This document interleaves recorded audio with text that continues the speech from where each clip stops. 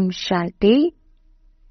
19 November 2024 காலை Murali pop தாதா மதுவனம். சாராம்சம்.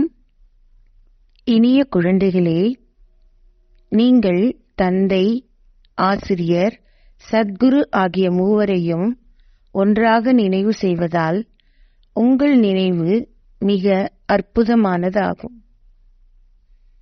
கேள்வி: மாயை சில குழந்தைகளை அகந்தை கொள்ளச் செய்யும் பொழுது அவர்கள் எதனை இட்டு அக்கறை கொள்ளாமல் உள்ளனர்?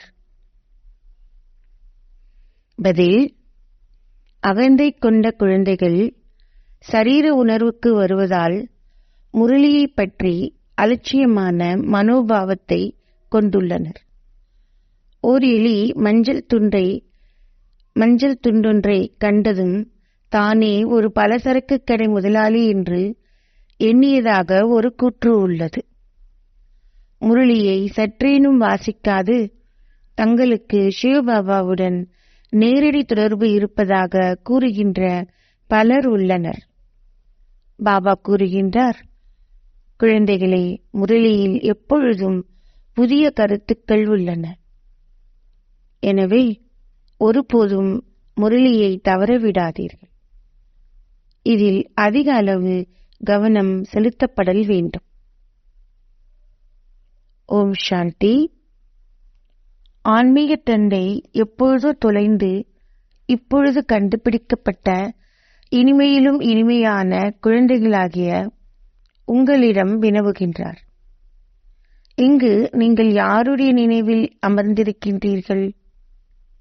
தந்தையும் ஆசிரியரும் சத்குருவினதும். நீங்கள் அனைவரும் மூவரதும் நினைவில் அமர்ந்திருக்கின்றீர்களா? நீங்கள் ஒவ்வொருவரும் உங்களையே வினவ வேண்டும். நான் இங்கிருக்கும் பொழுது மாத்திரம் நினைவு செய்கின்றேனா, அல்லது நடந்து திரியும் பொழுதும் நினைவு செய்கின்றேனா? இது ஏனைய ஆத்மாக்களுக்கு கூறப்படாத அற்புதமான ஒரு விடயமாகும். லக்ஷ்மியும் நாராயணனும் உலக அதிபதிகளாக இருந்த போதிலும் அந்த ஆத்மாக்களை நீங்கள் தந்தை, ஆசிரியர் அல்லது சத்குரு என்று கூற முடியாது.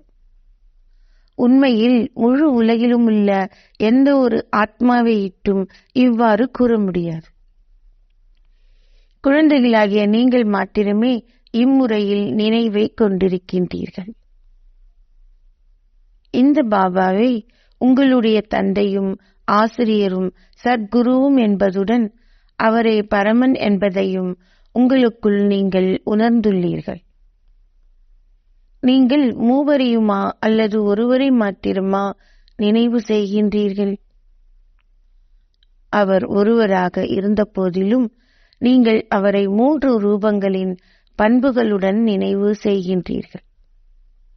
சிவபாபாவே எங்கள் தந்தையும் ஆசிரியரும் சத்குருவும் ஆவார். இது அசாதாரண விடயமாகும். நீங்கள் இதனை அமர்ந்திருக்கும் பொழுதும் நடந்து திரியும் பொழுதும் நினைவு செய்ய வேண்டும். பாபா வினவுகின்றார், அவரை நினைவு செய்யும் பொழுது அவரே உங்களுடைய தந்தையும் ஆசிரியரும் சத்குருவும் என்ற எண்ணத்தை கொண்டிருக்கின்றீர்களா? அத்தகைய ஒரு சரீரதாரி இருக்க முடியாது. ஸ்ரீகிருஷ்ணர் முதலாம் இலக்க சரீரதாயின் ஆயினும் அவரை தந்தை, ஆசிரியர், சத்குரு என அழைக்க முடியாது. இது முற்றிலும் ஓர் அற்புதமான விடயமாகும். ஆகவே நீங்கள் பாபாவை 3 ரூபங்களிலும் நினைவு செய்கின்றீர்களா என்று உண்மையாக கூற வேண்டும். உணவருந்தும் வேளையில் சிவபாபாவை மாத்திரம் நினைக்கின்றீர்களா, அல்லது 3 ரூபங்களும் உங்கள் புத்தியில் தோன்றுகின்றதா? இவ்வாறாக நீங்கள் வேறு எந்த ஆத்மாவை இட்டும் குறிப்பிட முடியாது. இது ஓர் அற்புதமான விடயமாகும். தந்தையின் புகழ் தனித்துவமானது. எனவே இவ்வாறாக நீங்கள் தந்தையை நினைவு செய்தால் பின்னர் உங்கள் புத்தி அற்புதமான அந்த ஒருவரை நோக்கி முழுமையாக ஈர்க்கப்படும். தந்தை இங்கு அமர்ந்திருந்து தனது அறிமுகத்தை கொடுப்பதுடன் முழு கல்பத்தினதும் ஞானத்தை கொடுக்கின்றார். இவை வெவ்வேறான யுகங்கள். ஒவ்வொரு யுகமும் இத்தகைய பல வருடங்களை கொண்டது. இவ்வாறாக இது சுழல்கின்றது. படைப்பவரான அந்த தந்தையால் மாத்திரமே இந்த ஞானத்தை கொடுக்க முடியும். அவரை நினைவு செய்வதன் மூலம் நீங்கள் அதிக அளவு உதவியை பெறுவீர்கள். அவர் மாத்திரமே தந்தையும் ஆசிரியரும் சத்குருவும் ஆவார். அவரை போன்று வேறு எந்த ஆத்மாவும் மேன்மையாக இருக்க முடியாது. எவ்வாறாயினும் மாயை உங்களை அத்தகைய தந்தையை மறக்கச் செய்கின்றாள். பின்னர் நீங்கள் ஆசிரியரையும் குருவையும் கூட மறந்து விடுகின்றீர்கள். தந்தை உங்களை அத்தகையதோர் உலகிற்கு அதிபதிகளாக ஆக்குகின்றார் என்பதை நீங்கள் ஒவ்வொருவரும் இதயபூர்வமாக உணர வேண்டும். எல்லையற்ற தந்தையின் ஆஸ்தியானது நிச்சயமாக எல்லையற்றதாகும். அவரது புகழும் உங்கள் புத்தியில் தோன்ற வேண்டும். நீங்கள் நடந்தும் உலாவியும் திரியும் போதெல்லாம் 3 ரூபங்களையும் நினைவு செய்ய வேண்டும். அந்த ஆத்மா மாத்திரமே ஒரே நேரத்தில் 3 வகையான சேவையையும் செய்கின்றார். இதனாலேயே அவர் பரமன் என அழைக்கப்படுகிறார். உலகில் அமைதியை ஸ்தாபிப்பதற்காக மக்கள் மாநாடுகள் போன்றவற்றை ஒழுங்கு செய்கின்றார்கள். இதுவே இப்போது நடைபெறுகிறது என்றும் அது எவ்வாறு நடைபெறுகின்றது என்று புரிந்து கொள்வதற்கு அவர்கள் இங்கே வரவேண்டும் என்றும் அவர்களிடம் கூறுங்கள். யார் இதனை செய்கின்றார்கள்? தந்தையின் தொழிலை மக்களுக்கு நீங்கள் நிரூபிக்க வேண்டும். தந்தையின் தொழிலுக்கும் ஸ்ரீகிருஷ்ணரின் தொழிலுக்கும் இடையே பெருமளவு வேறுபாடு உள்ளது. ஏனைய அனைவரும் அவர்களின் சரீரங்களின் பெயர்களாலேயே அழைக்கப்பட்ட போதிலும் அந்த ஆத்மாவின் பெயரே புகழப்படுகின்றது. அந்த ஆத்மாவே தந்தையும் ஆசிரியரும் சத்குருவும் ஆவார். அந்த ஆத்மாவிலேயே ஞானம் உள்ளதாயினும் எவ்வாறு அவரால் அதனை கொடுக்க முடியும்? ஒரு சரீரத்தின் ஊடாகவே அவரால் இந்த ஞானத்தை கொடுக்க முடியும். இந்த ஞானத்தை கொடுக்கும் பொழுதே அவர் புகழப்படுகின்றார். சிவ ஜெயந்தியின் போது குழந்தைகளாகிய நீங்கள் மாநாடுகளை நடாத்துகின்றீர்கள். பல்வேறு சமயங்களின் தலைவர்களையும் நீங்கள் அழைக்கின்றீர்கள். கடவுள் சர்வ வியாபகர் அல்ல என்பதை நீங்கள் விளங்கப்படுத்த வேண்டும். கடவுள் ஒவ்வொருவரிலும் இருப்பாராயின் ஒவ்வொரு ஆத்மாவும் தந்தை, ஆசிரியர், சத்குருவாகிய கடவுளா? என்னிடம் கூறுங்கள். நீங்கள் உலகின் ஆரம்பம், மத்தி, இறுதியின் ஞானத்தை கொண்டுள்ளீர்களா? இதனை வேறு எவராலும் உங்களுக்கு கூற முடியாது. அதிமேன்மையான தந்தைக்கு அத்தகைய புகழ் இருக்கின்றது என்பது குழந்தைகளாகிய உங்களுக்குள் இருந்து வெளிப்பட வேண்டும். அவரே முழு உலகையும் தூய்மையாக்குபவர். ஜடப்பொருளும் தூய்மையாக்குகின்றது. மாநாடுகள் நடைபெறும் பொழுது கீதையின் கடவுள் யார் என நீங்கள் முதலில் வினவ வேண்டும். சத்யுக தேவ தர்மத்தை ஸ்தாபிப்பவர் யார்? அவர்கள் ஸ்ரீகிருஷ்ணர் என பதிலளித்தால் தந்தையின் பெயர் மறைந்து விடுகிறது.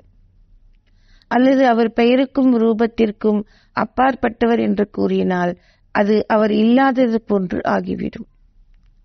ஆகையால் தந்தை இல்லையாயின் அவர்கள் அனாதைகள் என்று அர்த்தமாகும். அவர்களுக்கு எல்லையற்ற தந்தையை தெரியாது. அவர்கள் காமவாளை பயன்படுத்தி ஒருவருக்கொருவர் பெருமளவு விரக்தியையும் துன்பத்தையும் கொடுக்கின்றனர். ஆகவே உங்களுடைய புத்தி இந்த விடயங்கள் எல்லாவற்றையும் கடைய வேண்டும். நீங்கள் அவருக்கு வேறுபாட்டை காட்ட வேண்டும். லக்ஷ்மியும் நாராயணனும் தேவனும் தேவியும் ஆவார்கள். அவர்களுடையது ஒரு வம்சம் என்பதால் அவர்கள் அனைவரும் தேவர்களும் தேவியர்களாகவே இருக்க வேண்டும். எனவே நீங்கள் சகல சமயங்களை சேர்ந்தவர்களையும் அழைக்க வேண்டும். கல்வி கற்றவர்களையும் தந்தையின் அறிமுகத்தை தெளிவாக கொடுக்கக்கூடியவர்களை மாத்திரமே நீங்கள் அழைக்க வேண்டும். படைப்பினதும் படைப்பின் ஆரம்பம் மத்தி இறுதியினதும் அறிமுகத்தை கொடுக்கக்கூடியவர்களுக்கு அவர்களின் பிரயாணம் தங்கும் இட வசதி போன்றவற்றை நாங்கள் ஒழுங்கு செய்து கொடுப்போம் என அவர்களுக்கு எழுதலாம். இந்த ஞானத்தை வேறு எவராலும் கொடுக்க முடியாது என்று உங்களுக்கு தெரியும். வெளிநாட்டில் இருந்து யாராவது வந்து படைப்பவரையும் படைப்பின் ஆரம்பம் மத்தி இறுதியினுடைய அறிமுகத்தையும் கொடுப்பாராயின் அவரது அனைத்து செலவுகளையும் நாங்கள் ஏற்றுக்கொள்வோம். இவ்வாறாக வேறு எவராலும் விளம்பரப்படுத்த முடியாது. நீங்கள் தைரியமானவர்கள், நீங்கள் மகாவீரர்கள். அவர்கள் லக்ஷ்மியும் நாராயணனும் எவ்வாறு உலக ராஜ்யத்தை கோரிக்கொண்டார்கள் என்று உங்களுக்கு தெரியுமா? அவர்கள் எத்தகைய தைரியத்தை கொண்டிருந்தார்கள்? இவ்விடயங்கள் அனைத்தும் உங்கள் புத்தியில் பதிய வேண்டும். நீங்கள் அத்தகைய மேன்மையான பணியை மேற்கொள்கின்றீர்கள். நீங்கள் முழு உலகத்தையும் தூய்மையாக்குகின்றீர்கள். நீங்கள் தந்தையையும் உங்கள் ஆஸ்தியையும் நினைவு செய்ய வேண்டும். நீங்கள் வெறுமனே சிவபாபாவை நினைவு செய்வது மட்டுமன்றி அவரது புகழையும் பேச வேண்டும்.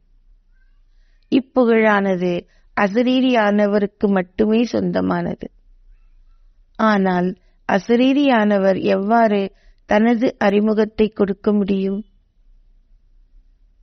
படைப்பின் ஆரம்பம் மத்தி இறுதியின் ஞானத்தை கொடுப்பதற்கு நிச்சயமாக அவருக்கு ஒரு வாய் தேவைப்படுகின்றது. இந்த வாய் அதிக அளவு புகழப்படுகின்றது. கௌமுக்கிடம் பசுவின் வாய் செல்வதற்கு மக்கள் பெருமளவு சுற்றி அலைகின்றனர். அவர்கள் அனைத்து கதைகளையும் உருவாக்கியுள்ளனர். ஓர் அம்பு எய்யப்பட்டதும் கங்கைகள் தோன்றியதாக அவர்கள் கூறுகின்றனர். தூய்மையாக்குபவை கங்கைகளே என அவர்கள் நினைக்கிறார்கள். எவ்வாறு ஒருவர் தண்ணீரினால் தூய்மையாக்கப்படுவார்? தந்தை மாத்திரமே தூய்மையாக்குபவர். தந்தை குழந்தைகளாகிய உங்களுக்கு பெருமளவு கற்பிக்கின்றார். நீங்கள் என்ன செய்ய வேண்டும் என்று தந்தை உங்களுக்கு கூறுகின்றார். ஆகவே படைப்பவரான தந்தையினதும் படைப்பினதும் அறிமுகத்தை யார் வந்து கொடுப்பார்கள்? ரிஷிகளும் முனிவர்களும் நேற்று என்று கூறுவதை சாதியக்களும் சந்நியாசிகளுமே அறிவார்கள். எங்களுக்கு எதுவுமே தெரியாது, அவர்கள் நாஸ்திகர்கள் என்பதே அதன் அர்த்தமாகும். இப்பொழுது ஆஸ்திகர்கள் எவரும் இருக்கின்றார்களா என பாருங்கள். குழந்தைகளாகிய நீங்கள் இப்பொழுது நாஸ்திகர்களில் இருந்து ஆஸ்திகர்கள் ஆகுகின்றீர்கள். உங்களை அதிமேன்மையாக்கும் எல்லையற்ற தந்தையை நீங்கள் அறிவீர்கள். மக்கள் அழைக்கின்றனர், ஓ தந்தையாகிய கடவுளே, எங்களுக்கு விடுதலை அளியுங்கள். தந்தை விளங்கப்படுத்துகின்றார். இந்நேரத்தில் முழு உலகிலும் ராவண ராஜ்யமே உள்ளது. அனைவருமே சீரழிந்துள்ளனர். ஆனால் அவர்கள் மீண்டும் மேன்மையடைவார்கள். ஆரம்பத்தில் உலகம் தூய்மையாக இருந்தது என்பது குழந்தைகளாகிய உங்களின் புத்தியில் உள்ளது. தந்தை தூய்மையற்ற உலகத்தை உருவாக்குவதில்லை. அவர் வந்து சிவாலயம் என அழைக்கப்படும் புதிய உலகத்தை உருவாக்குகின்றார். சிவபாபாவே சிவாலயத்தை உருவாக்குகின்றார். அவர் எவ்வாறு இதனை செய்கின்றார் என்று உங்களுக்கு தெரியும். பிரளயமோ அல்லது முழுமையான வெள்ளம் பெருக்கோ இடம்பெறுவதில்லை. பஞ்ச பாண்டவர்களே எஞ்சியிருந்ததாகவும் அவர்களும் பின்னர் இமயமலையில் உருகி போனதாகவும் பல்வேறு விடயங்களையும் அவர்கள் சமய நூல்களில் எழுதியுள்ளனர். எவ்வாறாயினும் பின்னர் என்ன நடந்தது என்று எவருக்குமே தெரியாது. பாபா இங்கிருந்து அனைத்து விடயங்களையும் விளங்கப்படுத்துகின்றார். தந்தையே தந்தையும் ஆசிரியரும் சர்க்குருவும் ஆவார் என்று உங்களுக்கு மட்டுமே தெரியும். இந்த ஆலயங்கள் அங்கே இருப்பதில்லை. தேவர்கள் முன்னர் இருந்தார்கள். அவர்களின் ஞாபகார்த்த ஆலயங்கள் இங்கு உள்ளன. இவை அனைத்தும் நாடகத்தில் நிச்சயிக்கப்பட்டுள்ளது. சக்கரம் தொடர்ந்தும் சுற்றும் பொழுது வினாடிக்கு வினாடி புதியதாக ஏதாவது ஒன்று நடந்து கொண்டே இருக்கும். தந்தை குழந்தைகளாகிய உங்களுக்கு மிக நல்ல வழிகாட்டல்களை கொடுக்கின்றார். அதிக அளவு சரீர உணர்வுள்ள குழந்தைகள் தமக்கு எல்லாமே தெரியும் என்று நினைக்கின்றார்கள். அவர்கள் முரளியை வாசிப்பதும் இல்லை, அதற்கு மதிப்பளிப்பதும் இல்லை. முரளி மிகவும் நல்லது, எனவே நீங்கள் அதை தவறவிடக்கூடாது என பாபா உங்களை ஊக்கப்படுத்துகின்றார். நீங்கள் 10 அல்லது 15 நாட்களுக்கு முரளியை தவறவிட்டால் அமர்ந்திருந்து அவற்றை வாசிக்க வேண்டும் என்று தந்தை கூறுகின்றார். எவராது வந்து படைப்பவரினதும் படைப்பின் ஆரம்பம் மத்திய இறுதி எனதும் ஞானத்தை கொடுப்பாராயின் அவர்களுடைய செலவுகளை கொடுப்போம் என சவால் விடுங்கள். இதனை பற்றி தெரிந்தவர்களால் மாத்திரமே இவ்வாறு சவால் விட முடியும். ஓர் ஆசிரியருக்கு பதில் தெரிந்தால் மாத்திரமே அவரால் கேள்விகளை கேட்க முடியும். பதில் தெரியாமல் எப்படி ஆசிரியரால் கேள்வி கேட்க முடியும்?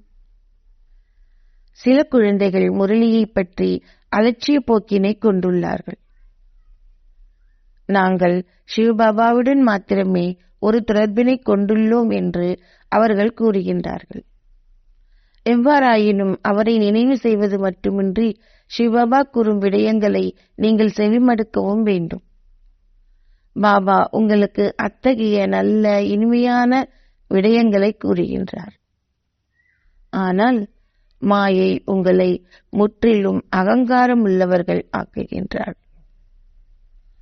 ஓர் எலி மஞ்சள் துண்டொன்றை கண்டவுடன் தான் ஒரு கடை முதலாளி என எண்ணியதாக கூறப்பட்டுள்ளது.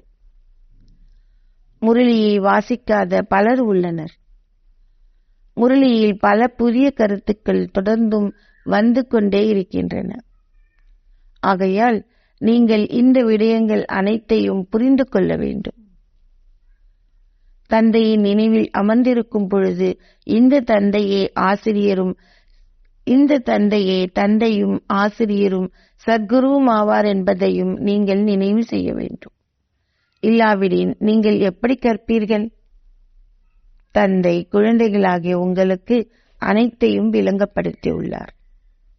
குழந்தைகளாகிய நீங்களே தந்தையை வெளிப்படுத்துவீர்கள். மகன் தந்தையை வெளிப்படுத்துகின்றார், தந்தை மகனை வெளிப்படுத்துகின்றார். ஆத்மாவே வெளிப்படுகின்றார். பின்னர் தந்தையை வெளிப்படுத்துவது குழந்தைகளின் பணியாகும். அப்பொழுது தந்தை உங்களை கைவிடவே மாட்டார். இன்று இந்த இடத்திற்கு செல்லுங்கள், நாளை வேறு எங்காவது செல்லுங்கள் என அவர் கூறுவார். அவருக்கு கட்டளையிட எவரும் இல்லை. மக்கள் இந்த அழைப்பிதழை பத்திரிகைகளில் வாசிப்பார்கள். இந்நேரத்தில் முழு உலகத்தவர்களும் நாஸ்திகர்களாகவே உள்ளனர். தந்தை வந்து உங்களை ஆஸ்திகர்கள் ஆக்குகின்றார். இந்நேரத்தில் முழு உலகமும் ஒரு சதத்திற்கேனும் பெருமதி அற்றதாக உள்ளது. அமெரிக்கா எவ்வளவுதான் செல்வத்தையும் சொத்துக்களையும் கொண்டிருந்தாலும் அது ஒரு சதத்திற்கும் பெருமதியற்றது. இவை அனைத்தும் முடியப் போகின்றன. முழு உலகிலும் நீங்கள் மாத்திரமே ஒரு பவுண்ட் பெருமதியானவர் ஆகுகின்றீர்கள். அங்கு எவருமே ஏழையாக இருக்க மாட்டார்கள். குழந்தைகளாகிய நீங்கள் சதா இந்த ஞானத்தை கடைந்து மலர்ச்சியாக இருக்க வேண்டும். நீங்கள் அதீந்திரிய சந்தோஷத்தை பற்றி அறிய விரும்பினால் கோபகோபியர்களை கேளுங்கள் என்று நினைவு கூறப்பட்டுள்ளது. இந்த விடயங்கள் சங்கம யுகத்துக்கு மட்டுமே பொருந்தும். வேறு எவருக்கும் சங்கம யுகம் பற்றி தெரியாது. துரித கதியில் சேவை செய்வதனால் சங்கம யுகத்தின் புகழ் வெளித்தோன்றும். ஓ கடவுளே, உங்கள் நாடகம் அற்புதமானது என்று கூறப்பட்டுள்ளது. கடவுளே, தந்தையும் ஆசிரியரும் சர்க்குரும் ஆவார் என எவருக்குமே தெரியாது. தந்தை தொடர்ந்தும் குழந்தைகளாகிய உங்களுக்கு கற்பிக்கின்றார். இந்த போதை குழந்தைகளாகிய உங்களில் நிலைத்திருக்க வேண்டும். இறுதி வரைக்கும் இந்த போதையை நீங்கள் கொண்டிருக்க வேண்டும். போதையானது மிக விரைவில் சோடாவை போன்று ஆகிவிடுகின்றது. அதாவது சோடா முதலில் பொங்கி பின்னர் கீழே சென்று விடுவதை போன்றதாகும். நீங்கள் அதை சிறிது நேரத்திற்கு வைத்திருந்தால் அது ஒவ்வொரு நீரை போல ஆகிவிடும். இவ்வாறு நிகழக்கூடாது. மக்கள் ஆச்சரியப்படும் அளவிற்கு நீங்கள் அவர்களுக்கு விளங்கப்படுத்த வேண்டும். அது மிகவும் நல்லது என அவர்கள் கூறுகின்றனர். ஆனால் அதனை புரிந்து கொண்டு தங்கள் வாழ்க்கையை இவ்வாறு அமைத்துக் கொள்ள நேரம் ஒதுக்குவது அவர்களுக்கு சிரமமாக உள்ளது. வியாபாரம் போன்றவற்றை செய்வதற்கு பாபா உங்களுக்கு தடை விதிப்பதில்லை. தூய்மையாகி பாபா உங்களுக்கு கற்பிக்கின்ற அனைத்தையும் நினைவு செய்யுங்கள். அவர் உங்களுடைய ஆசிரியர். இது ஒரு அசாதாரண கல்வியாகும். எந்த ஒரு மனிதராலும் இந்த ஞானத்தை உங்களுக்கு கற்பிக்க முடியாது. தந்தை இந்த பாக்கிய ரதத்தினுள் பிரவேசித்து உங்களுக்கு கற்பிக்கின்றார். தந்தை விளங்கப்படுத்தியுள்ளார். அமரத்துவ ரூபமான ஆத்மாவே வந்து அமரும் உங்களுடைய சிம்மாசனம் இதுவாகும். உங்களுக்கு முழு பாகமும் கொடுக்கப்பட்டுள்ளது. இது நிஜமானது என்பது இப்பொழுது நீங்கள் புரிந்து கொள்கின்றீர்கள். ஏனைய அனைத்து விடயங்களும் செயற்கையானவை. நீங்கள் இதனை மிக நன்றாக கிரகித்து ஒரு முடிச்சை போட வேண்டும். அப்பொழுதே நீங்கள் அதை தொடும் பொழுது நினைவு செய்வீர்கள்.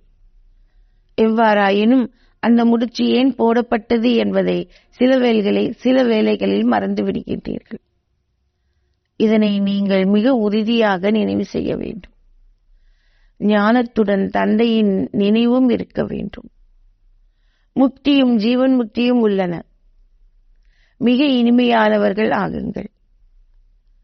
குழந்தைகளாகிய நீங்கள் ஒவ்வொரு கல்பத்திலும் கற்று முயற்சி செய்யும் அளவிற்கேற்ப வரிசை கிரமமாக உங்கள் ஆஸ்தியை கோரிக்கொள்கின்றீர்கள் என பாபா புரிந்து கொண்டாலும் உங்களுக்கு கற்பிக்கும் ஆசிரியராகிய அவர் உங்களை முயற்சி செய்ய தூண்டுகின்றார். நீங்கள் மீண்டும் மீண்டும் மறக்கின்றீர்கள். இதனாலேயே சிவபாபாவை நினைவு செய்ய வேண்டும் என உங்களுக்கு ஞாபகப்படுத்தப்படுகின்றது. அவரே உங்கள் தந்தையும் ஆசிரியரும் சத்குருவும் ஆவார். சிறு குழந்தைகள் இவ்வாறு நினைவு செய்வதில்லை.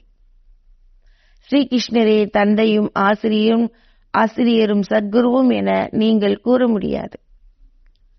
சத்தியுகத்து இளவரசரான ஸ்ரீகிருஷ்ணன் எவ்வாறு குருவாக இருக்க முடியும்? கீழிறங்கும் நேரத்திலேயே உங்களுக்கு ஒரு குரு தேவைப்படுகின்றார். தந்தை வந்து அனைவருக்கும் ஜீவன் முக்தி அளிப்பதாக நினைவு கூறப்படுகின்றது.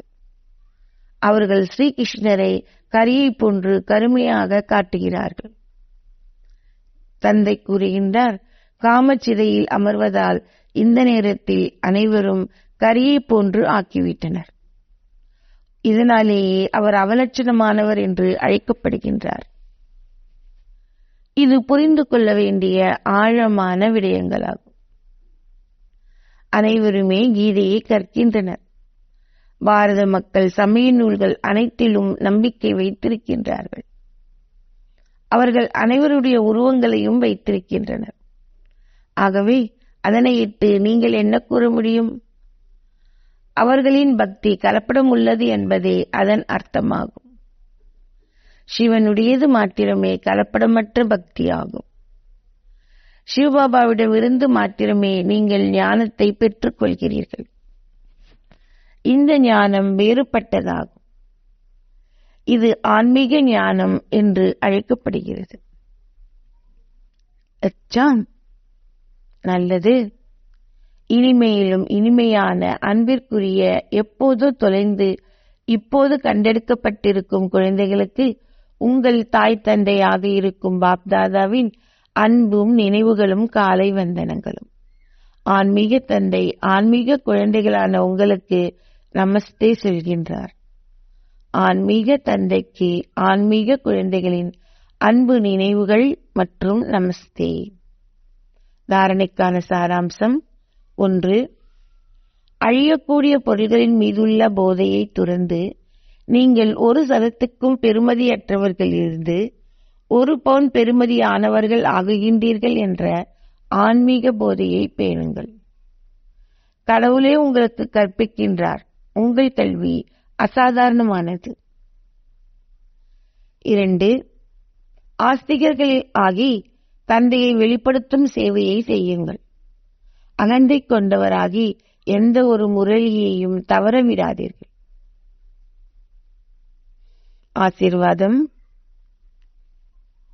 நீங்கள் தூய்மையின் அத்திவாரத்தை கொண்டிருப்பதன் மூலம் சதா மேன்மையான செயல்களை செய்யும் பூஜிக்க தகுதி வாய்ந்த ஆத்மா ஆகுவீர்களாக. தூய்மை உங்களை பூஜிக்க தகுதி வாய்ந்தவர் ஆக்குகிறது.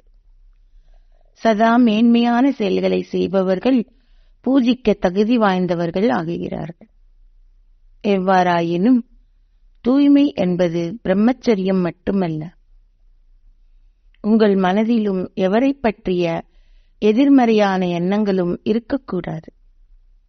பொருத்தமற்ற வார்த்தைகளை பேசக்கூடாது. உங்களின் உறவு முறைகளிலும் தொடர்புகளிலும் எந்தவிதமான வேறுபாடும் இருக்கக்கூடாது. எல்லாருடனும் ஒரே மாதிரியான நல்ல உறவு முறை இருக்க வேண்டும். உங்களின் எண்ணங்களிலோ வார்த்தைகளிலோ அல்லது செயல்களிலோ தூய்மையின்மை எதுவும் இல்லாத போது நீங்கள் பூஜிக்க தகுதி வாய்ந்த ஆத்மா எனப்படுவீர்கள். நான் பரம பூஜிக்க தகுதி வாய்ந்ததோர் ஆத்மா. நான் பரம பூஜிக்க தகுதி வாய்ந்ததோர் ஆத்மா.